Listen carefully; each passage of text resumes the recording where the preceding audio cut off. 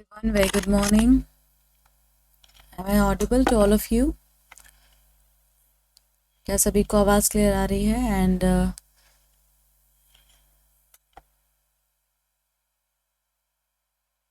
अच्छा, live streaming तो मैंने कर दिया है, बट द थिंग इज़ कि नेटवर्क का थोड़ा इशू हो सकता है। तो अगर आप लोगों को वीडियो रुक जाती है या आप नहीं देख पाते हो तो आप रिकॉर्डेड देख लेंगे, एप्लीकेशन पर अपलोड कर दिया जाएगा, ठीक है ना। तो आज हम लोग 12 अक्टूबर के न्यूज़ के साथ साथ जो हमने लास्ट आपको पीडीएफ भेजा था उसको भी इंक्लूड किया हुआ है, ठीक है। तो स्टार्ट करते हैं आज का डिस्कशन टाइम वेस्ट ना करते हुए। अगर बीच में बाय चांस क्लासेस आपकी रुक जा रही है या नहीं देख पाएंगे आप, तो रिकॉर्डेड वाला देख लेंगे, ठीक है ना। तो चलिए अभी स्टार्ट करते हैं। सबसे पहले हम लोग लास्ट डे का न्यूज़ डिस्कस करेंगे। अच्छा, इसमें बहुत सारे लोग नए होंगे, न्यू स्टूडेंट्स भी होंगे, तो अगर आपको कुछ समझ में ना आए, कुछ भी क्लैरिटी में दिक्कत हो, तो आप सीधा कांटेक्ट कर सकते हैं मुझसे 8750069419। इस नंबर को सेव भी करें अपने मोबाइल में जिसने अभी तक सेव नहीं किया है, क्योंकि मैं आपको मैसेज भेजती हूँ और वो इसी नंबर से जाता है, तो इसको आप लोग सेव ज़रूर कर लें, ठीक है। Hi Jyoti, Jayanti, Raghav, very good morning all of you. Mithilesh, Raja, कैसे हैं आप सब लोग।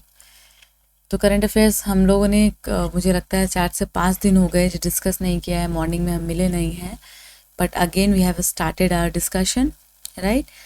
पीडीएफ, मुरारी बोल रहे हैं पीडीएफ कहाँ भेजते हैं बच्चे।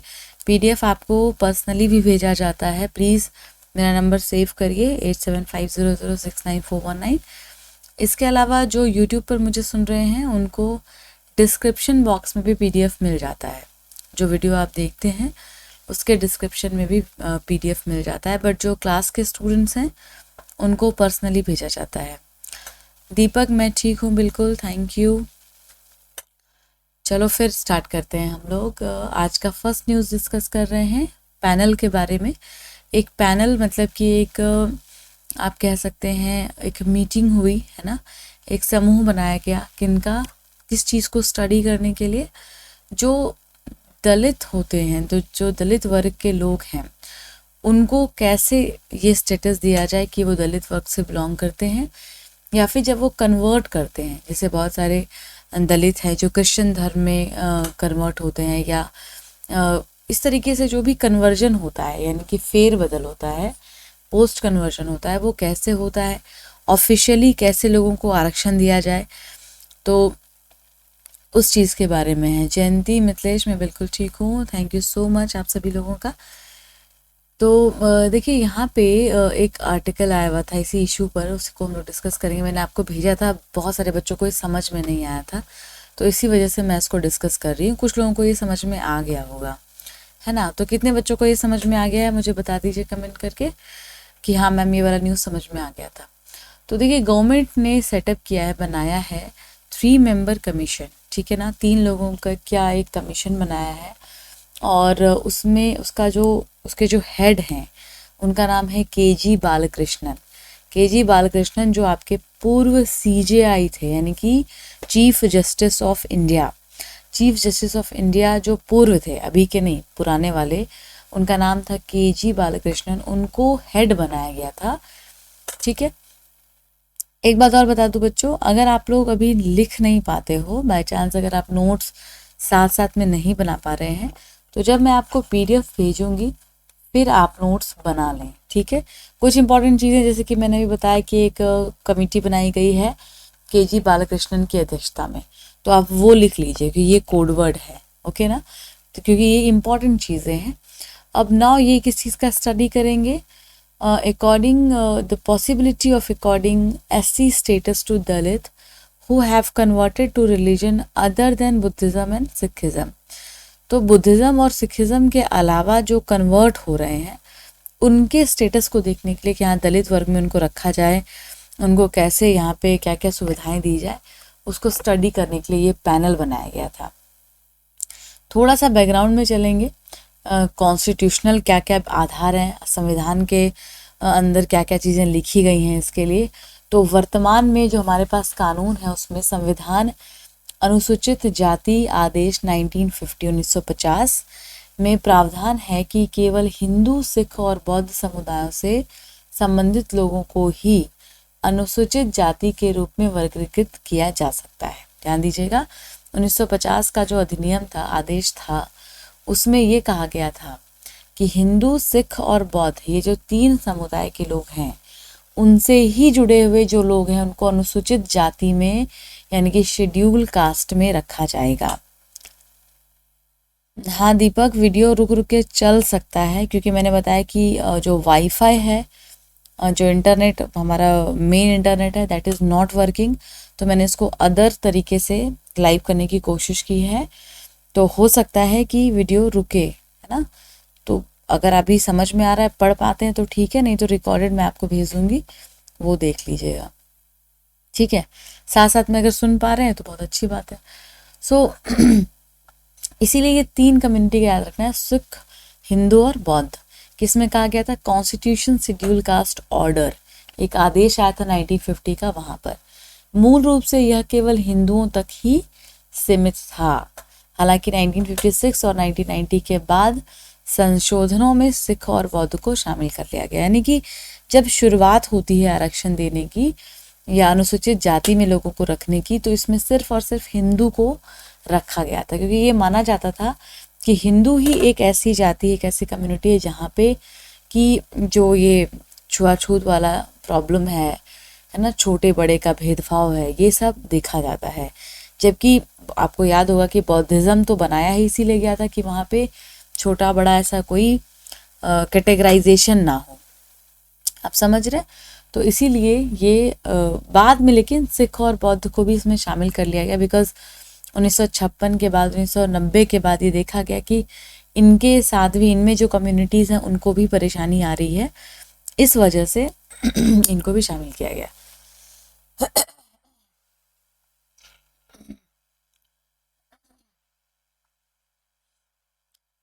बच्चों क्लियर है या भी वीडियो बिल्कुल रुक ही रहा है? Why are Dalit Christians excluded? जो क्रिश्चियंस में दलित वर्ग के लोग हैं उनको एक्सक्लूड कर दिया गया, बिकॉज अनटचेबिलिटी की का प्रैक्टिस वहाँ पर नहीं है, ऐसा माना गया। इस्लाम और ईसाई धर्म में जो अनटचेबिलिटी है ना, अस्पृश्यता है, वो नहीं है। मतलब वहाँ पे कोई छुआछूत वाली प्रॉब्लम नहीं है, छोटे बड़े का भेदभाव नहीं है, इसलिए हमने उसको दलित में या एससी में, शेड्यूल कास्ट में इंक्लूड नहीं किया, ऐसा कहा जाता है, ठीक है ना। तो ये समहाउ आपको ये ध्यान में रखना है कि पूरा का पूरा जो ये शेड्यूल कास्ट बनाया गया, दलित वर्ग जो बनाया गया, उसमें एक बहुत बड़ा आधार अनटचेबिलिटी को रखा गया है, अस्पृश्यता को रखा गया है, ठीक है बच्चों, क्लियर है?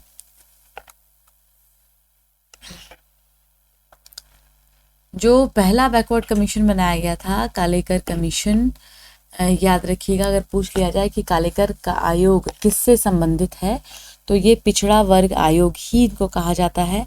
पिछड़े वर्ग के जो भी लोग हैं उनको कैसे अधिकार मिलने चाहिए, क्या होना चाहिए, उसके लिए ही ये आयोग बनाया गया था, कालेकर आयोग, याद रखिएगा।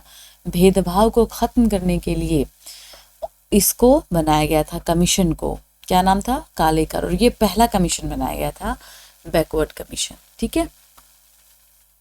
अगला न्यूज़ मैंने आपको बताया था ई रूपी पायलट। ई रूपी पायलट आपसे सीधा क्वेश्चन पूछा जाएगा किसके द्वारा लॉन्च किया गया है, तो ये आरबीआई के द्वारा लॉन्च किया गया है। रिजर्व बैंक ऑफ इंडिया जो भारत का सेंट्रल बैंक है। दीपक क्या डाउट है पूछो, ठीक है। तो वो सेंट्रल बैंक है आरबीआई, उसके द्वारा ई रूपी पायलट चलाया गया। ई रूपी मतलब, ई मतलब याद रखिए इंटरनेट, डिजिटल। ई जहाँ पे लिखा हो वहाँ पे आपको समझ जाना है डिजिटल की बात हो रही है, मतलब कुछ भी हार्ड कॉपी में नहीं है, सब कुछ डिजिटली है, लैपटॉप पर, मोबाइल पर, इस तरीके से है। रूपी मतलब पैसा, ई रूपी मतलब डिजिटल करेंसी, बहुत सिंपल है ना। ई रूपी मतलब डिजिटल करेंसी, और ये किसने लॉन्च किया है? आरबीआई ने लॉन्च किया है। मतलब जिस तरीके से आप नॉर्मल पेपर करेंसी को इस्तेमाल करते हो, वैसे ही आप डिजिटल करेंसी को, ई रूपी को इस्तेमाल कर सकते हो। और यहाँ पे प्रॉपर सॉवरेनिटी दी गई है इसको, मतलब जैसे आपके पास 10 रुपए का नोट होता है ना, उसकी जो वैल्यू है वही वैल्यू उसी तरीके से ई रुपीज़ की भी है। सॉवरेन पेपर करेंसी की तरह ही है, लेकिन डिजिटल फॉर्म में है, एक्सचेंजेबल है। मतलब अगर आप ये पैसा दे रहे हैं तो आपको कुछ सामान मिल जाएगा। बच्चों जो भी सवाल है उसको पूछते जाइए। वैष्णवी, कालेकर आयोग का क्या मतलब? योग नहीं है बेटा, वो कालेकर आयोग है। कालेकर एक व्यक्ति थे, ठीक है ना, उनकी अध्यक्षता में एक कमेटी बनाई गई, ठीक है। कुछ लोग मिलकर के इकट्ठा हुए कि कैसे प्रॉब्लम्स को ख़त्म किया जाएगा, तो उसके लिए एक कमेटी बनाई गई, आयोग बनाया गया और उसकी अध्यक्षता कालेकर जी कर रहे थे, इसीलिए उसका नाम कालेकर आयोग रखा गया।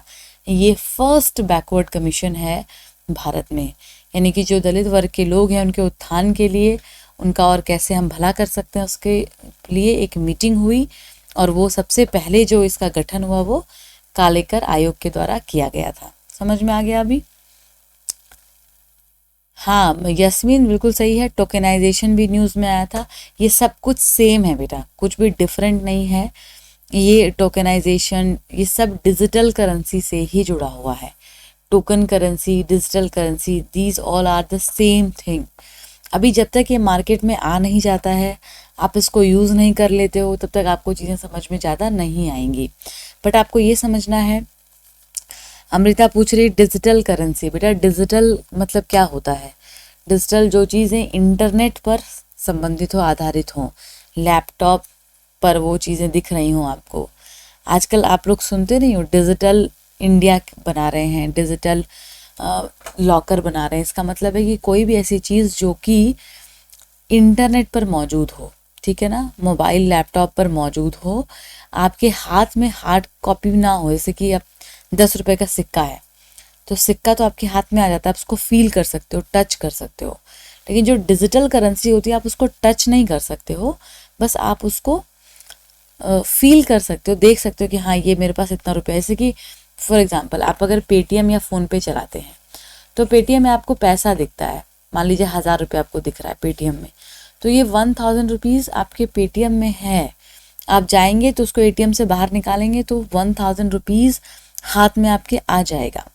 लेकिन अगर ये रुपया डिजिटली ही चलता हो कि आपने ट्रांजैक्शन कर दिया, 1000 में से 100 रुपये कट गए, आपके हाथ में तो कोई पैसा नहीं आया, लेकिन आपने फील किया कि आपके पास 1000 रुपये हैं और 100 रुपये का आपका काम बन गया, ठीक है। भगवान पूछ रहे हैं ई रुपया में ये भी दिया गया है कि ये छोटे फ़ोन में भी चलाया जा सकता है। बिल्कुल सही बात है भगवान, क्योंकि सभी लोगों के पास में बड़े फ़ोन, एंड्रॉयड फ़ोन, आईफोन नहीं है, राइट।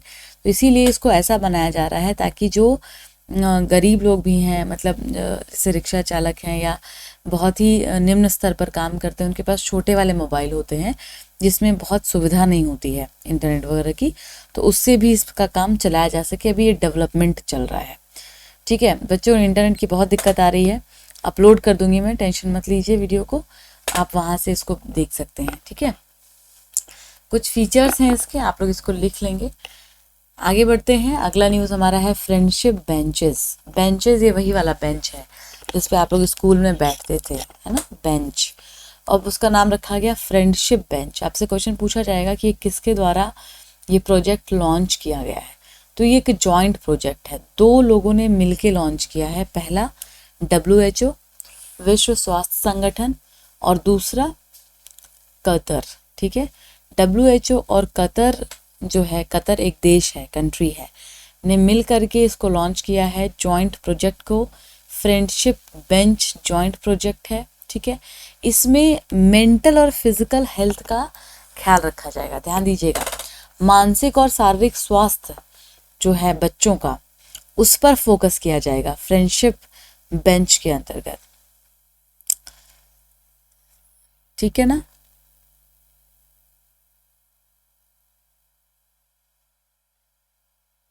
ओके तो सबसे पहले ये ग्राउंड ब्रेकिंग फ्रेंडशिप बेंच जो है वो जिम्बाब्वे में इसको WHO के सहयोग से शुरू किया गया था। जिम्बाब्वे आपको पता है ना, कंट्री है जिम्बाब्वे, वहाँ पे स्टार्ट किया गया था।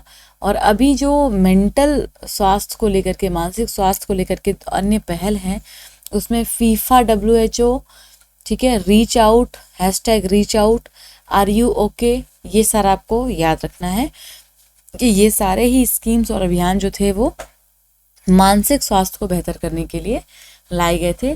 WHO एक संस्था है, एक संगठन है, वर्ल्ड हेल्थ ऑर्गेनाइजेशन। जब कोरोना आया था तो आपने देखा होगा WHO की मीटिंग हर दूसरे दिन हो रही थी, क्योंकि विश्व स्तर पर अगर स्वास्थ्य की कोई संकट आती है या किसी एक रीजन में, किसी एक देश में स्वास्थ्य से जुड़ी हुई आपदा आती है तो उसमें WHO आगे आता है और उसको ठीक करने की कोशिश करता है। ठीक है। अगला न्यूज़ है महाकालेश्वर टेम्पल कॉरिडोर। अब महाकालेश्वर टेम्पल कहाँ है, किसी को पता है क्या? महाकालेश्वर उज्जैन को बोलते हैं। उज्जैन में जो ज्योतिर्लिंग है उनको महाकालेश्वर बोलते हैं। प्रधानमंत्री ने इनॉग्रेट किया है टेम्पल कॉरिडोर को। 856 करोड़ रुपीस का ये प्रोजेक्ट है, ध्यान दीजिएगा। और ये एक बहुत बड़ा प्रोजेक्ट है, महाकालेश्वर मंदिर में इसको बनाया जाएगा। 900 मीटर अप्रॉक्स का ये लंबा कॉरिडोर जिसको कि डेवलप किया जा रहा है सरकार के द्वारा। और यहाँ पे लॉर्ड शिवा और शक्ति की पूजा होती है, शिव और शक्ति की पूजा होती है। बहुत ही ज़्यादा इम्पोर्टेंस है, बहुत ही बड़ा इम्पोर्टेंस है महाकालेश्वर मंदिर का। ये तो सभी लोग जानते होंगे, सुना भी होगा। तो उज्जैन को कैसे और बढ़िया किया जाए, टूरिज्म पर्सपेक्टिव से अच्छा किया जाए, इजी टू कनेक्ट किया जाए, ठीक है ना, पर्यटन, धार्मिक पर्यटन स्थल को और कैसे बढ़ावा दिया जाए, उसके लिए ये स्टेप उठाया गया है। तो थोड़ा सा हम लोग बैकग्राउंड में चलते हैं आर्ट एंड कल्चर के पर्पस से, कि इसकी जो मतलब इसका जो हम सिग्निफिकेंस देखते हैं कल्चरल, वो कहाँ से देखते हैं। तो ये बहुत ही प्राचीन मंदिर है, ठीक है। 12 ज्योतिर्लिंगों में से एक है महाकालेश्वर, याद रखिएगा। गुप्त काल में, जब गुप्त काल था उसी समय में आपके जो कवि थे, बहुत बड़े महान कवि कालिदास, नाम सुना है सब लोगों ने कालिदास का। उनकी पोइट्री में, उनकी जो लिखावट थी, उनकी जो रचना थी, और उसका नाम था मेघदूत। सुना होगा आप लोगों ने मेघदूत। मेघदूत में इन्होंने इस मंदिर के शुरुआती दौर का उल्लेख किया है। मतलब जब ये मंदिर बनने वाला था, अनुष्ठान हो रहा था, तो उसका जिक्र मेघदूत में कालिदास ने किया है। आप सोचो कि कितना पुराना ये मंदिर हो सकता है। और इतना ही नहीं, इल्तुतमिश ने 1234-35 में उज्जैन को अपनी छापेमारी के दौरान मंदिर परिसर को नष्ट कर दिया था। मतलब 1234-35 में यहाँ पर ये पहले क्या होता था कि जो राजा होते थे वो लोग आते थे, छापेमारी करते थे, सोना वगैरह ले जाते थे। तो इल्तुतमिश ने भी यहाँ पर छापा मारा था, रेड किया था, ठीक है ना। तो सोचिए ये इतना पुराना मंदिर, आप मान के मराठाओं के समय में भी इसको दोबारा से बनाया गया था। ऐसा भी उल्लेख है कि बाजीराव फर्स्ट जो थे उन्होंने उज्जैन को दोबारा से रिबिल्ड करवाया था, बनवाया था। तो उज्जैन सिटी और ये जो मंदिर है ये दोनों ही बहुत पुराना है और इसका सिग्निफिकेंस बहुत इम्पॉर्टेंट है। तो अगर यहाँ पे क्वेश्चन बनता है तो आप इसको ध्यान में रखेंगे। अगला न्यूज़ है tele mental health assistance and networking access states across states. Tele Manas short form पूछा जाता है आपसे। टेली मानस क्या है, ये न्यूज़ में था, किससे संबंधित है? तो वर्ल्ड मेंटल हेल्थ डे, तो मेंटल हेल्थ डे था, इसीलिए मेंटल जो मानसिक स्वास्थ्य को लेकर के चीज़ें हैं उस पर ज़्यादा फोकस किया जा रहा है। आप समझ रहे हो, मेंटल हेल्थ डे इसलिए। ओके,